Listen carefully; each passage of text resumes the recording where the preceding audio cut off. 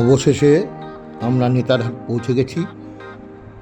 আমাদের সকলের ড্রিম নেতারহাট। রাঁচিতে যে প্রচণ্ড রোদের তাপ ছিল, রাঁচির ওয়েদার আর নেতারহাটের ওয়েদার সম্পূর্ণ আলাদা।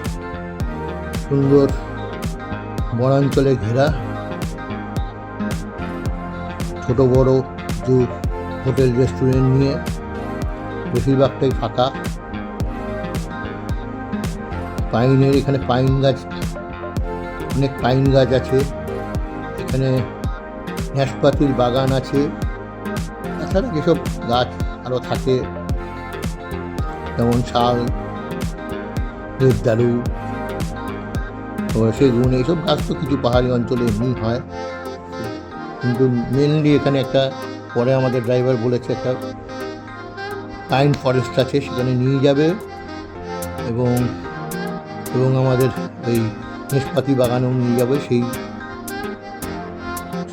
নেশপাতি বাগানের এবং পাইন ফরেস্টের আপনাদের যাবতীয় কিছু দেখাবো।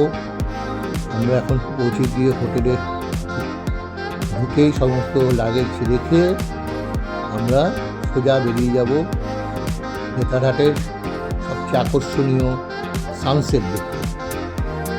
নেতারহাটে সানসেট আপনি না দেখলে পরে আপনার সম্পূর্ণ সবই বৃথা। নেতারহাটের সানসেট পয়েন্ট একটা খুব গুরুত্বপূর্ণ জায়গা। কালকে আমরা থাকবো না, সমস্ত নেতারহাট ঘুরে বেরিয়ে যাব। তাহলে বিদায় বন্ধু, পরবর্তী ভিডিওতে আবার দেখা হচ্ছে।